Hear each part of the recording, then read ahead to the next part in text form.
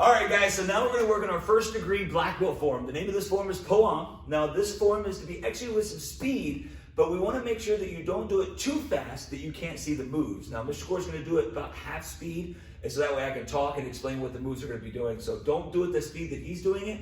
Make sure, again, you put as much power to the techniques to lock them into position.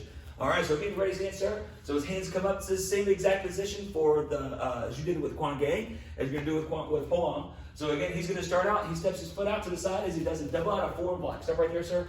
Now this is important because I see a lot of times we step back or we just kind of step to the side. You want to make sure that you step into a back stance with your back knee bent, your front knee is slightly bent as you do your double out of forward block, making sure your hand is nice and flat, hand is turned palm away. Now this is next move. When he lifts his leg up, go ahead, sir. Now when he lifts his leg up, I'm going to kind of help him out just a little bit. His knee, notice his knee is coming up in front of him. This is important because you do your punch, your knee is in this chamber position as you execute the side kick down low, re-chamber your knee up to this position. The biggest mistake I see, you can put your foot down, sir. Yes. You can go back right here. The biggest mistake I see a lot of times is we kind of lift our leg, see how my knee is pointed down, and we kind of throw our foot out.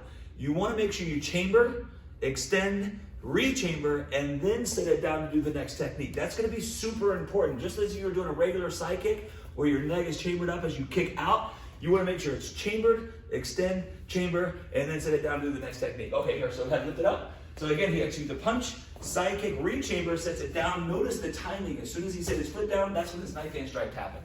Go ahead, sir. He pulls his hand across, does a horizontal punch. Now he loads to do the first block, and then he does another block. Now this pull, he's going to pull his hands in. His palms are going to be facing the floor as he pulls them in against his stomach, and then he does his block. This is called a wedging block. Your hands are coming out, and then they wedge into position. Hands will be in the same position for a twin out of forward block, except your palms are facing you. Then from there, he's going to get his hands ready as he stands, pulls his elbow back behind him, and then executes a fast punch. This hand is going to be on top. Doesn't go on bottom, it goes on top. So it's here, and then it fires out. Now he does the same thing on the side. He pulls his elbow back, and then he's going to punch to the side. Now as he steps foot, he's going to make sure his foot crosses in front. The direction he's going, so if his left foot is stepping in front right now, his right hand is going to be closed. His right hand is going to be closed in the direction he's going. Then he steps out, does his bow step block, and then he's going to slide his feet together. Notice as he brings his feet nice and slow, he's doing that twin elbow strike, again, nice and slow. When he crosses his arm for this backless low block, notice his low blocking hand is going to be on top as he lifts his knee, sets it down in the back stance, and then does his backless low block. Go ahead, sir. As he spins around, same thing as did before. Then he does his circular double knife hand, ridge hand.